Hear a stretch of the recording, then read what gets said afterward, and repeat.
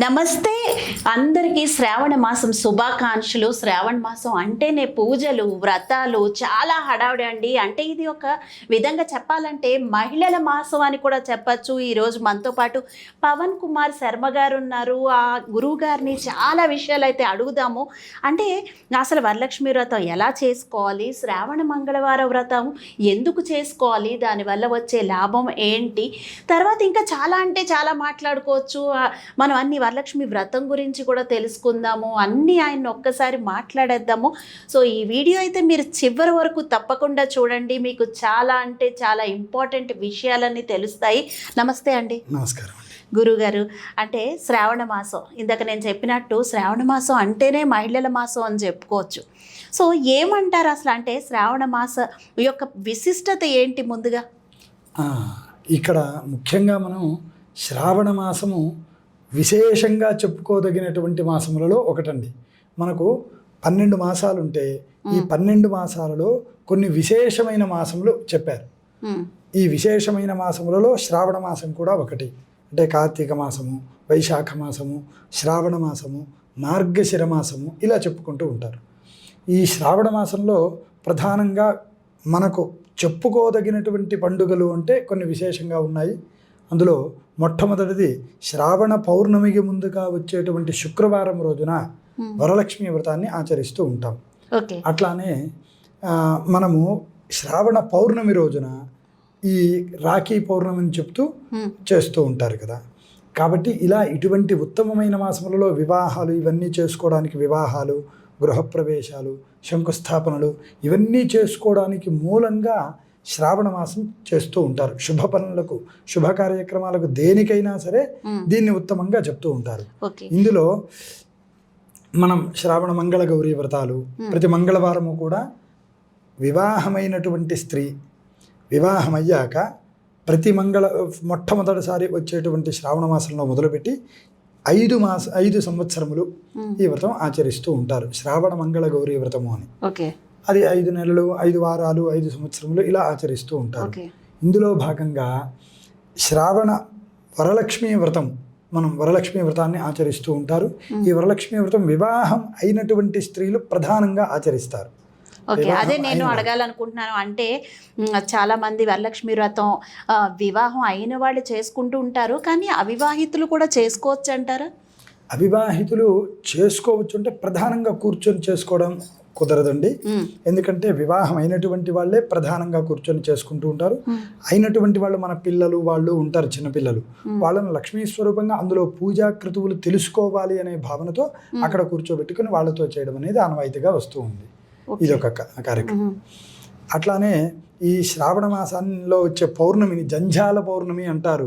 ఈ జంఝాల పౌర్ణమి రోజున ప్రతి ఒక్కళ్ళు యజ్ఞోపవీతం వేసుకునే ఆచారం ఉన్నటువంటి వాళ్ళు, బ్రాహ్మలు, క్షత్రియులు, వైశ్యులు ఇత్యాదులు, పద్మశాలులు, వీళ్ళందరూ కూడా యజ్ఞోపవీతం వేసుకుంటూ ఉంటారు.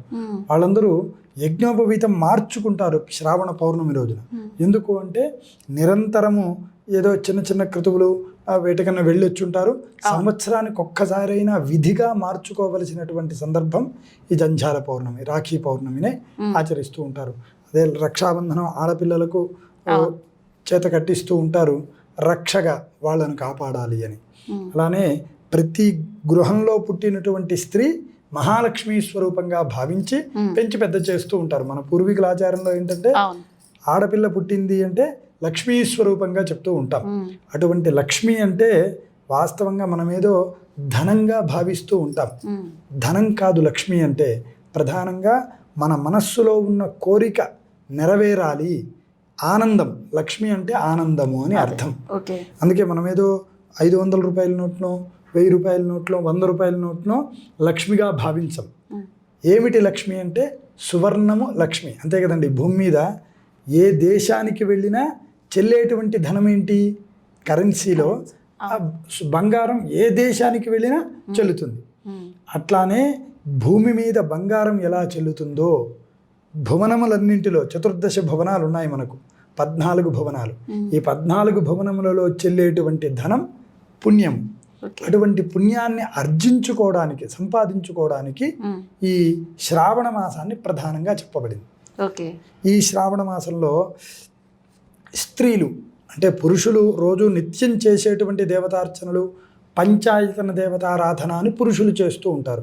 పంచాయతనము అంటే గణపతి, సూర్యనారాయణమూర్తి, విష్ణుమూర్తి, అమ్మవారు, అట్లానే ఈశ్వరుడు, ఈ 5 దేవతలను కూడా నిరంతరం పురుషులు రోజు పూజిస్తూ ఉంటారు.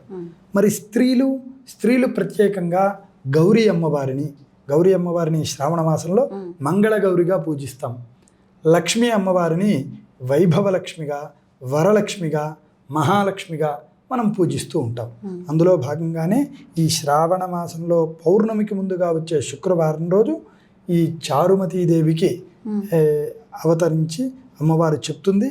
అప్పటి నుంచి ప్రతి ఒక్కరూ కూడా ఈ శ్రావణ మాసంలో వరలక్ష్మి వ్రతాన్ని వరములనిచ్చే లక్ష్మిగా చెప్తూ పూజిస్తూ ఉంటాం. మనం వరలక్ష్మి వ్రతం ఎలా చేసుకోవాలి అని మాట్లాడుకునే ముందు ఇప్పుడు మీరు ఇందాక అన్నారు కదా, పురుషులైతే ఈ దేవుళ్ళని పూజిస్తారు అని. సో చాలామంది చెప్తూ ఉంటారు ఇంట్లో మగవాడు దీపం పెడితే చాలా మంచిది అని. సో అది నిజం అంటారా? ఇంట్లో దీపం ఎవరు పెట్టాలి? వాస్తవంగా అయితే దీపం స్త్రీలే పెట్టాలండి. అంటే వాళ్ళు పెట్టకూడదని కాదు, అందరూ దీపం పెట్టడానికి. యజమాని పెడితే మంచిది. దీపము జ్ఞానానికి సూచిక మేడం. దీపము జ్ఞానానికి సూచిక. ప్రతి ఒక్కళ్ళు దీపం పెట్టవచ్చు, కానీ పూజ చేయవలసిన బాధ్యత, నేను మామూలుగా కూడా సందర్భాల్లో చెప్తూ ఉంటాం, పూజ చేయవలసిన బాధ్యత పురుషులది ప్రధానంగా మామూలు మాసంలో. ఈ శ్రావణ మాసం ప్రత్యేకంగా మనం స్త్రీల గురించి చేస్తున్నాం, అది వేరే విషయం. రెగ్యులర్గా రోజు చేసుకునేటువంటి సందర్భాలలో పూజ పురుషుడు చేయాలి. దానికి సమకూర్చే పద్ధతి అంతా కూడా స్త్రీమూర్తులు చేయాలి. కానీ ఇక్కడ ఈ వరలక్ష్మి వ్రతం కానీ, మంగళగౌరీ వ్రతం కానీ, ఇవన్నీ కూడా స్త్రీలు ప్రధానంగా ఉండి చేసేటువంటి వ్రతాలు, పూజలు, నోములు అన్నమాట. ఈ నోములు, పూజలు ఇవన్నీ పురాణోక్తంగా భవిష్యోత్తర కల్పంలో, భవిష్యోత్తర పురాణము అని ఒకటి ఉన్నది మనకు. దాన్ని మనకు ఋషులు చెప్పారు. కలియుగ ప్రారంభంలో ఎవరెవరైతే ఉత్తరోత్తర కలియుగంలో మనకు కామ్యములు, కోరికలు తీరితే మనుష్యులందరూ ప్రశాంతంగా ఉంటారు.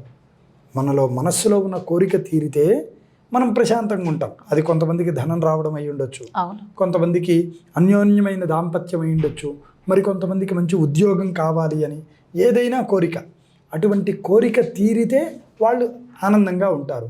అటువంటి ఆనంద స్వరూపమే లక్ష్మి అని చెప్పారు. అందుకే ఎవరినన్నా మనం చూసినప్పుడు వాళ్ళలో లక్ష్మీ కళ బాగుందండి అంటూ ఉంటాం కదా. అటువంటి లక్ష్మీ కళ అంటే అది ఉట్టిపడుతుంది, లక్ష్మీ కళ ఉట్టిపడుతుంది అన్నప్పుడు దాని పరమార్థం ఏంటంటే మనం ప్రశాంతంగా ఆనందంగా ఉన్న రోజున మన ముఖం ఎంతో కొంత ప్రకాశవంతంగా ఉంటుంది, ఎదుటి వాళ్లకు ఆకర్షించే విధంగా ఉంటుంది ఎదుటి వాళ్ళను. అటువంటి ఆకర్షణనే లక్ష్మి అని చెప్పబడింది. అసలు వరలక్ష్మి వ్రతం రోజు ఈ శ్రావణ మాసంలోనే ఏ శ్లోకం చదువుకుంటే మంచిది అంటారు? శ్రావణ మాసంలో అయితేనేమో మామూలు నామం అనుకోవడమే. మాసం మొత్తము అంటే శ్రీమాత్రే నమః లేదా శ్రీ మహాలక్ష్మి అయి నమః అనుకోవడం మంచిది. శ్రీమాత్రే నమః లేదా శ్రీ మహాలక్ష్మి అయి నమః. శ్లోకం చదవలేని వాళ్ళకి కూడా ఈ 2 మంత్రాలు నామాలుగా. శ్లోకము అంటే పద్మాసనే పద్మకరే సర్వలోకైక పూజితే నారాయణ ప్రియే దేవి సుప్రీత భవ సర్వదా.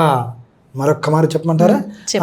పద్మాసనే పద్మకరే సర్వలోకైక పూజితే నారాయణ ప్రియే దేవి సుప్రీత భవ సర్వదా. ఇటువంటి మంత్రము, ఇది అమ్మవారి శ్లోకము. చక్కగా ఇది ఉచ్చరిస్తూ వరలక్ష్మీదేవి అనుగ్రహం పొందడానికి ఈ స్తోత్రము పరమశివుడు పార్వతీదేవికి ఉపదేశించిన శ్లోకం ఇది. కాబట్టి ఈ శ్లోకంతో ఎవరైతే వరలక్ష్మి అమ్మవారిని ప్రార్థిస్తారో వారిని తప్పక అనుగ్రహిస్తుంది అని అర్థం. అసలు ఇప్పుడు అంటే ఈ శ్రావణ మాసంలో కూడా పరమశివుడిని ఎందుకు, అంటే శివుడిని కూడా చాలామంది పూజిస్తూ ఉంటారు, కారణం ఏంటి అంటారు? శివారాధన ఎప్పుడు మనం ఇందాక అనుకున్నాం, పురుషులేమో పంచాయతన దేవతలను ఆరాధించడంలో ఈశ్వరుడు విష్ణుమూర్తి ఉంటారు. ఈ స్త్రీలు మాత్రం ఒక్కొక్క రూపంలో, ఒక్కొక్క మాసంలో ఒక్కొక్క రూపంలో అమ్మవారిని కీర్తిస్తూ ఉంటారు, ప్రార్థిస్తూ ఉంటారు. అది ఆశ్వీజ మాసంలో అనుకోండి, ప్రధాన దేవత అమ్మవారు దుర్గా స్వరూపంలో, అట్లానే ప్రథమం శైలపుత్రీచ ద్వితీయం బ్రహ్మచారిణి, ఇట్లా అమ్మవారి రూపంలో కొంచెం శరదృతువులో పూజించేటువంటి దేవతను అమ్మవారిని శక్తి గురించి పూజిస్తాం. శరదృతువు అంటే ఆశ్వీజ మాసంలో, ఆశ్వీజ మాసంలో అమ్మవారిని పూజించేటప్పుడు శక్తి గురించి, అంటే బలం, జ్ఞానం కావచ్చు, ఇంకోటి కావచ్చు, ఏదైనా. అట్లానే ఈ శ్రావణ మాసంలో పూజించే అమ్మవారు లక్ష్మి. లక్ష్మి అంటే దేనికి? సంపద. దీని గురించి, ఇటువంటి సంపద, కోరికలు, కామ్యములు తీరడం కోసం దీని గురించి అర్థిస్తాం కాబట్టి ఈవిడను లక్ష్మి అన్నారు. అక్కడ శక్తి గురించి పూజిస్తాం కాబట్టి ఆవిడను దుర్గా స్వరూపము, బాలా త్రిపుర సుందరి ఇలా చెప్పారు. అదే ఆరంభంలో, చైత్రమాసాతు ఆరంభంలో వసంత నవరాత్రులు అని చేస్తాం. మళ్ళీ అక్కడ జ్ఞానం కోసం పూజిస్తారు సరస్వతిని. జ్ఞానం కోసం సరస్వతి రూపంలో అమ్మవారిని పూజిస్తారు. కాబట్టి ఈ 3 రకాలుగా ప్రత్యేకించి 3 నవరాత్రులు ఉంటాయి ప్రతి సంవత్సరం. ఏమిటవి? వసంత నవరాత్రులు, ఈ వర్ష ఋతువులో అమ్మవారి శ్రావణ మాసంలో చేసేటువంటివి. దీని తరువాత వచ్చే వినాయక నవరాత్రులు ఉంటాయి భాద్రపద మాసంలో, అవి 2వ నవరాత్రులు. 3వది శరన్నవరాత్రులు. ఈ మూడిట్లో కూడా విశేషంగా స్త్రీలు శ్రావణ మాసంలో ఇప్పుడు కాలరూపంలో కూడా కాలాన్ని పూజిస్తూ ఉంటాం మనము. కాలస్వరూపం, కాలాన్ని పూజించేటప్పుడు ఇప్పటిదాకా గ్రీష్మ ఋతువు అండి, భౌగోళికంగా ప్రకృతిలో జరిగే మార్పులకు కూడా ఇప్పటిదాకా గ్రీష్మ ఋతువు జరిగి ఉంటుంది. గ్రీష్మ ఋతువులో ఎండలు తీవ్రంగా ఉండి బాగా పాడి పంటలు కానీ, మనకు పూర్వం ఏంటంటే మన భారతదేశం అంతా పాడి పంటలతో ఆధారపడ్డటువంటి దేశం, వ్యవసాయ ఆధారిత దేశం. కాబట్టి ఇటువంటి దేశంలో ఎండలు బాగా ఉంటే సరైన పంట, మనం వ్యవసాయానికి పెద్ద పనులేమీ ఉండవు. గ్రీష్మ ఋతువు అంతా కొంచెం విశ్రాంతి తీసుకునే సమయం పల్లెటూర్లలో వాటిలో. అలాంటిది ఈ వర్ష ఋతువు వాళ్ళు అనుకున్న విధంగా వర్షాలు కురిసేసరికి లక్ష్మిగా భావించి అటువంటి లక్ష్మిని ఆరాధించి వారి వారి పంటలలో మంచి ధనాన్ని, వాళ్ళ యొక్క కోరికలను, అనుకున్నంత పంట రావాలి అది కూడా కోరికే కదా, అనుకున్న పని జరగాలి అది కోరికే, అనుకున్నటువంటి మనస్సులో ఏదనుకుంటామో అది జరగడం కోసమని లక్ష్మిని ఆరాధించడం ఇప్పుడు ప్రాధాన్యం. శ్రమకు తగిన ఫలం కావాలి. ఏదో ఊరికే మన ధర్మం ఏమని చెప్పిందంటే ఊరికే పని చేయకుండా ఫలితం ఆశించమని చెప్పలేదు. మనం పని చేసి దానికి తగినటువంటి ఫలం మనకు దక్కాలి. శ్రమకు తగిన ఫలం దక్కడం అనేదే గొప్ప లక్ష్మి అన్నమాట. అది మనం పూర్వీకులు. అంటే మనం ఇందాక చెప్పుకున్నాం వరలక్ష్మి వ్రతం రోజు అసలు ఎలా చేయాలి ఏంటి అని. బట్ వరలక్ష్మి వ్రతం రోజు గురించి చెప్పుకునే ముందు నాకు మరో చిన్న సందేహం. అందరూ వరలక్ష్మి వ్రతం అనగానే బంగారం కొనాలి అని, మొత్తం బంగారం షాపులు అయితే చూస్తే గురువుగారు మొత్తం కిటకిటలాడిపోతూ ఉంటాయి. ఏంటంటారు? అంటే ఆ రూపు కొనాలి అనే ఆనవాయితీ ఎందుకు వచ్చింది? రూపే కొనాలా లేకపోతే ఏదైనా కొంటే మంచిదా? మనకు బంగారం రూపే కొనాలని కాదు, ప్రతి ఒక్కసారి రూపే కొనాలనే అక్కర్లేదండి. మనం శ్రావణ మాసంలో వరలక్ష్మి వ్రతంలో బంగారు రూపు పెట్టుకొని అమ్మవారి ప్రతిమగా భావించి పూజిస్తాం. అది ఒకసారి కొనుక్కొని పెట్టుకోవచ్చు, ఒకసారి కొనుక్కుని మళ్ళీ మళ్ళీ వాడుకోవచ్చు, ఇబ్బంది ఏం లేదు. కానీ బంగారం కొనడంలో ఖచ్చితంగా కొనాలి అని మనకేం ధర్మశాస్త్రం చెప్పలేదు. కాకుంటే బంగారం కొనడం అనేది శుభప్రదం. ఏదైనా ఒక పెళ్లి చేస్తున్నాము, అంతో ఇంతో బంగారం కొంటాం. అట్లానే పెళ్ళి అయిన తర్వాత, వివాహం అయిన తర్వాత మన పూర్వీకులు ఆడపిల్లకు కన్యాదాతలేమో నేను ఇంత అమ్మాయితో పాటు సువర్ణ స్వర్చిత సహిత కన్యాదానం అని చెప్తూ ఉంటారు. బంగారు ఆభరణాలతో సహా కన్యాం కనక సంపన్నామని. అంటే కనకము అంటే లక్ష్మికి ప్రతినిధి. మనం ఇందాక చెప్పుకున్నాం కదా, మన భూమి మీద ఎక్కడైనా సరే రూపాయి చెల్లకపోవచ్చు కానీ బంగారం చెల్లుతుంది, దానికి విలువ ఉంది. ఇంత ముక్కైనా అంత విలువ, అంత ముక్క అయితే అంత విలువ. అట్లా బంగారం అనేది మనకు ఒక నిధిలాగా వెనక పూర్వీకులు చాలా గొప్పగా ఆలోచించి ఏదైనా ఆపత్కర సమయంలో, ఇప్పుడే కాదండి, ఇప్పుడేదో ఫైనాన్స్ వాళ్ళ దగ్గర పెడితే డబ్బులు ఇవ్వడం అని కాదు. పూర్వము బంగారు నాణ్యాన్ని బట్టి, మన దగ్గర ఉన్న దాన్ని బట్టి వాళ్ళ పనులు జరిగేవి. వస్తు మార్పిడి వ్యవస్థ ఉండేది కదా పూర్వం, విలువైనటువంటిది. కాబట్టి సర్వవేళలా కూడా బంగారానికి విలువ ఉంటుంది. కాబట్టి ఆ రూపంలో మనం ₹1 దాచిపెట్టుకోవాలి అని స్త్రీలు ప్రధానంగా. ఎందుకంటే మగవాళ్ళు ఏం చేస్తారంటే సంపాదించి పెట్టడం వరకే వాళ్ళు చూస్తూ ఉంటారు. తదనంతరము ఇంట్లో దాన్ని దాచిపెట్టి మళ్ళీ అవసరం వచ్చినప్పుడు ఆయనకు సహకారంగా, మరి ఆయన రోజు ఇస్తున్నాడు, ఎప్పుడో ఏదన్నా సంసార చక్రంలో కొంచెం తేడా పడి ఈవిడ ఏమన్నా సహాయం చేయవలసి వస్తే వెనకాడకుండా అది ఇవ్వడానికి ముందు జాగ్రత్తగా మన వాళ్ళు కొంటూ ఉంటారు. కానీ విధి కాదు, అప్పు చేసి కొనాల్సి ఏదో భావంగా కొనకపోతే ఏదో అయిపోతుంది అని అనుకునే మాట మాత్రం అసత్యం. అది అంత కాదు, కానీ విధిగా కొనడం మంచిది అంతే. గురుగారు, అంటే ఇప్పుడు కలసం పెడితే చాలా మంచిది అంటారు. కానీ ఇప్పుడు అమ్మవారిని విగ్రహాలని కింద తయారు చేసి అమ్మవారిని రకరకాలుగా ఇలా పొడుగ్గా, కొంతమంది ఇంకొంచెం అలా పెంచుతున్నారు అమ్మవారిని కూడా.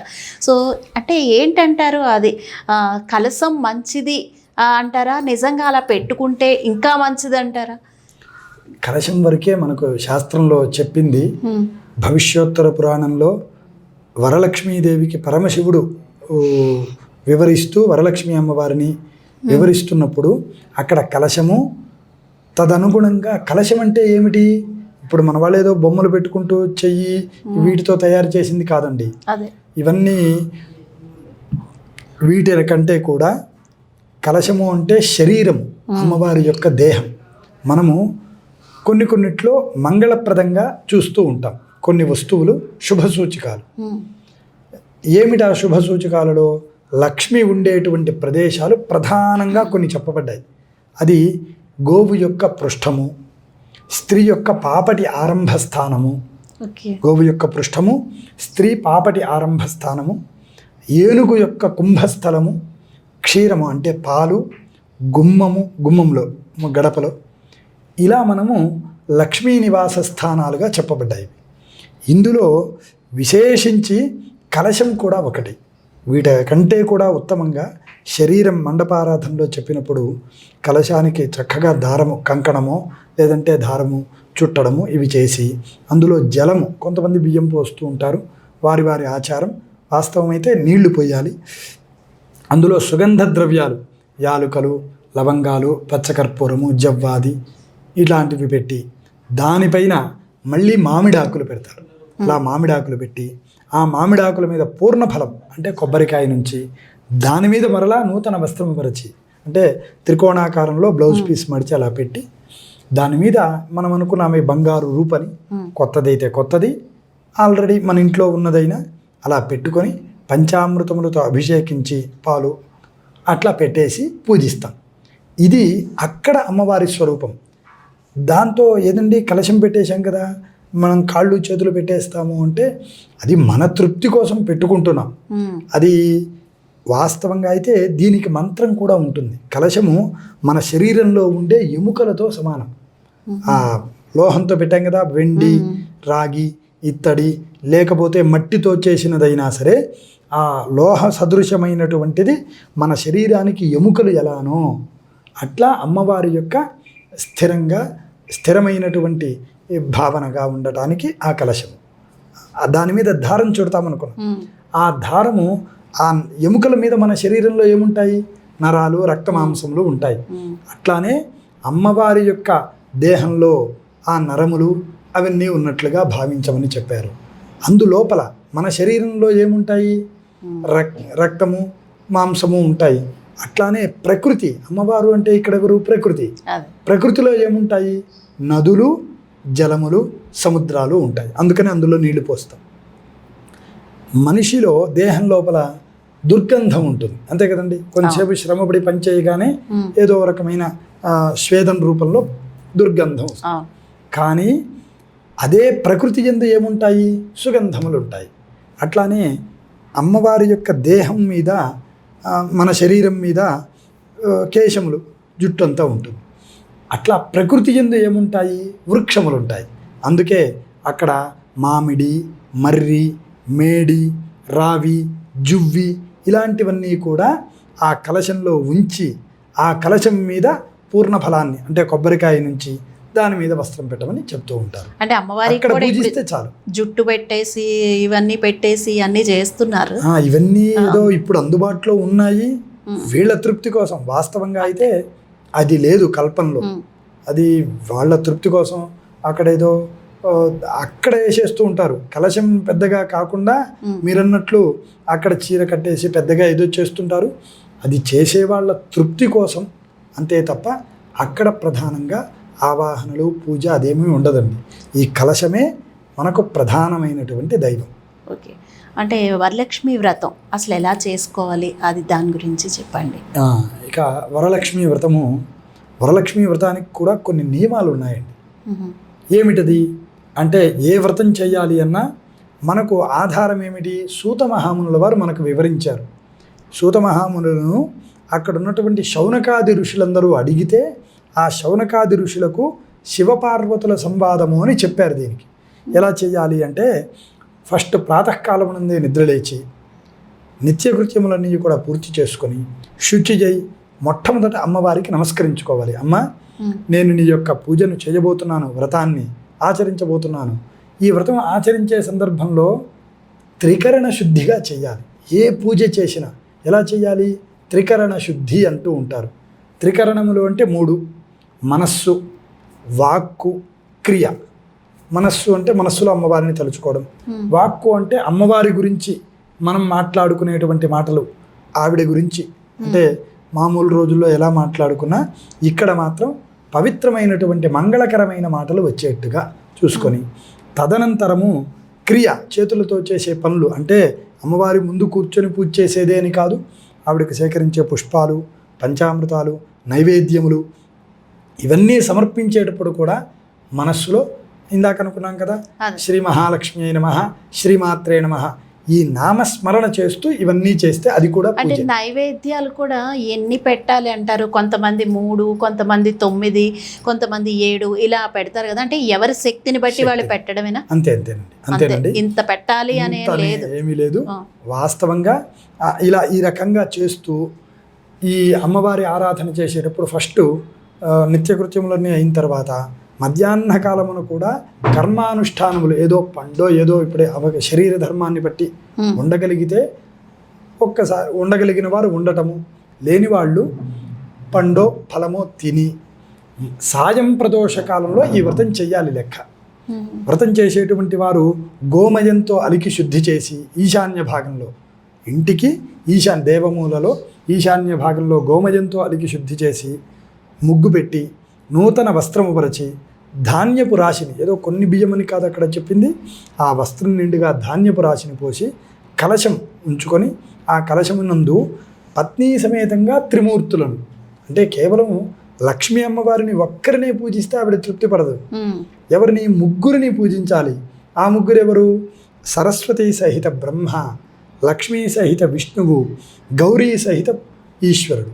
వీళ్ళ ముగ్గురిని ఆవాహన చేసి అష్టదిక్పాలకులను ఆవాహన చేసి ఆ కలశమునందు ప్రాణప్రతిష్ఠ చేసి పూజ చేస్తాం.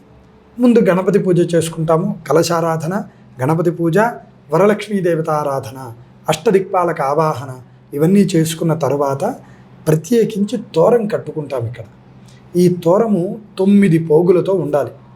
ఈ 9 పోగులతో ఒక పువ్వు మంగళకరంగా కట్టుకొని దాన్ని పూజించి కట్టుకుంటాం. ఈ 9 పోగులకు 9 నామాలు పూజ చేసుకుంటాం, అమ్మవారి నామాలు. ఆ అమ్మవారి నామాలతో ఆ శక్తులన్నీ కూడా రావాలి. అష్టైశ్వర్యములు 8 కదండి, 8. ఆ అష్టైశ్వర్యములతో పాటు అమ్మవారి యొక్క అనుగ్రహం కూడా వాళ్ళకు కలగాలి అని ఈ యొక్క సంపూర్ణమైనటువంటి మనస్సుతో అమ్మవారిని పూజించి ఈ రకంగా ఆ తోరబంధనం చేసుకుంటాం. ఎప్పుడైతే ఆ తోరబంధనం చేసుకుంటామో వారికి ఆనందం కలుగుతుంది. అప్పటి నుంచి మళ్ళీ సంవత్సరం వరకు అమ్మవారు మన గృహంలో స్థిరంగా ఉండి వృద్ధి చెందాలి. లక్ష్మి ఎప్పుడూ కూడా ప్రతి సంవత్సరం ఎందుకు చేయాలండి? వరలక్ష్మి వ్రతము ప్రతి సంవత్సరం ఎందుకు చేయాలి అంటే, ఈ సంవత్సరం చేశామనుకోండి, ఏదో మనకు ఉన్నదానికి కొంచెం పెరిగింది, ఇంకో సంవత్సరం చేస్తే మళ్ళీ అది వృద్ధి చెందాలి. ఎక్కడికి అండి? మానవులకు ధనం విషయంలో తృప్తి ఎక్కడికి ఉండదు. కాబట్టి ఇంకా పెరుగుతూ ఉండాలి. కాబట్టి నీవిలా ఆచరిస్తూ, లక్ష్మి అంటే శ్రమకు, ఇందాక మనం అనుకున్నాం కదా, శ్రమకు తగినటువంటి ఫలము, తద్వారా వచ్చేటువంటి ఆనందమే లక్ష్మీ స్వరూపం. కాబట్టి మనము జ్ఞానము, శ్రమ ఇవన్నీ కూడా పెంపొందించుకుంటూ ఉండాలి అని దీని లోపల ఆంతర్యం ఏమిటి అంటే, నేను ఈ సంవత్సరం కొంతగా కష్టపడ్డాను, దానికి తగిన ఫలితం వచ్చింది. వచ్చే సంవత్సరం వ్యవసాయం చేసేటువంటి వారైతేనేమో 10 బస్తాలు పండిస్తే 11వ బస్తా పండించాలి అని, 11 పండిస్తే 12. ఇంకో శ్రామికుడు నేను రోజు ఒక రకంగా చేస్తున్నటువంటి వ్యాపారాన్ని ఇంకొంచెం వృద్ధి చెందించుకోవాలి. ఇలా వృద్ధికి సూచికే లక్ష్మి.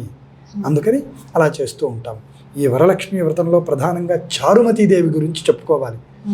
ఆ చారుమతీదేవి ఆవిడ చాలా నిరాడంబరతకు సూచికండి. కానీ ఆవిడ చేసే క్రియ ఏమిటి? రోజు అన్యోన్యమైనటువంటి దాంపత్యం. ఇందులో ఇంకా ప్రధానంగా తెలుసుకోవాల్సింది చారుమతీదేవి గురించి చెప్తే, చారుమతీదేవి ఆడంబరం కోసం చేయలేదు పూజ, అమ్మవారి పూజ. రోజూ లక్ష్మీ పూజ చేసేది. రోజు శ్రావణ మాసంలో మాత్రమే కాదు, రోజూ లక్ష్మీదేవి పూజ చేస్తూ ఉండేది ఆవిడ.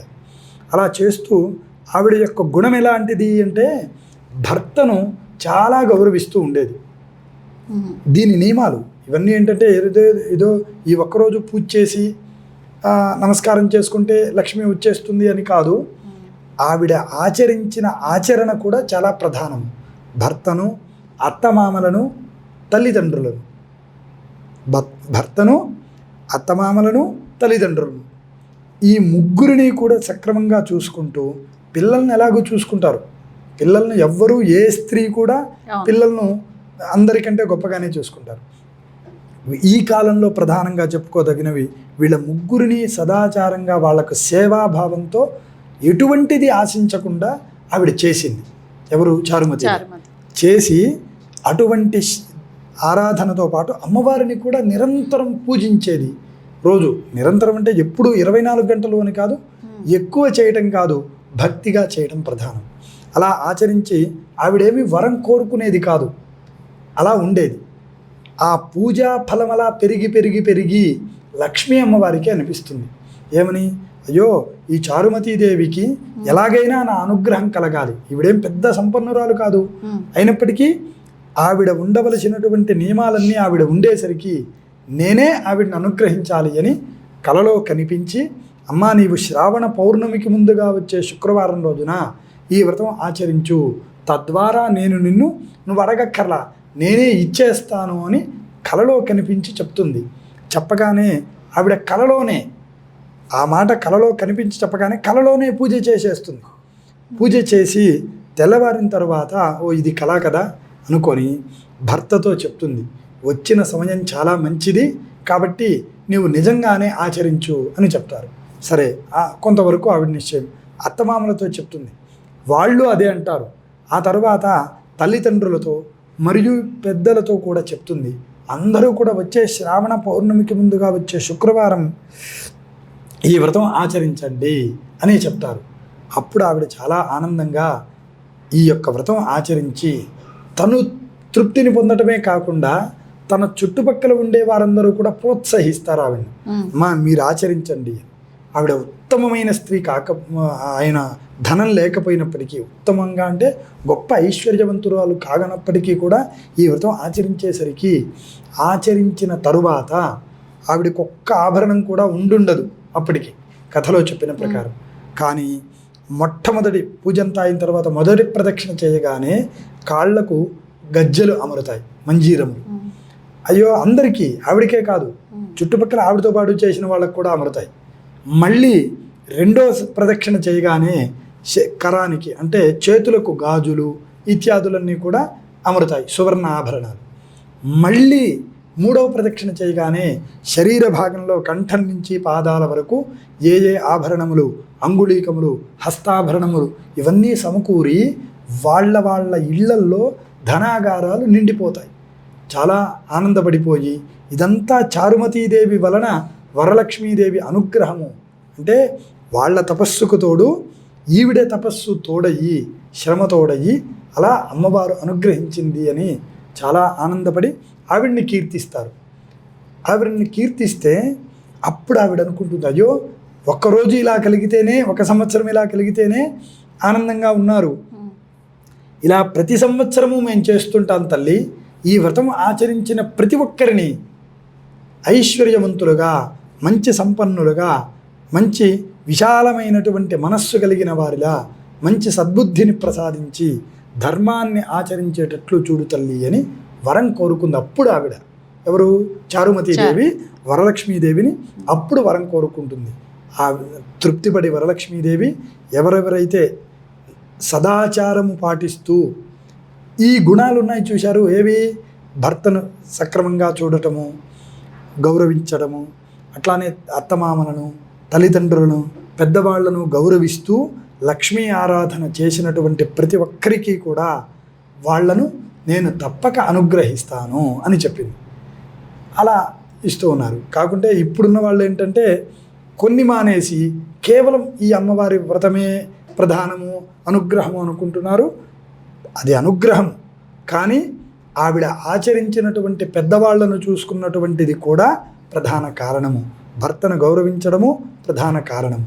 ఇవి కూడా మర్చిపోకుండా మన ప్రేక్షకులు తప్పక అలా ఆచరించి లోకంలో ధర్మాన్ని ఆచరించాలి అని భావన.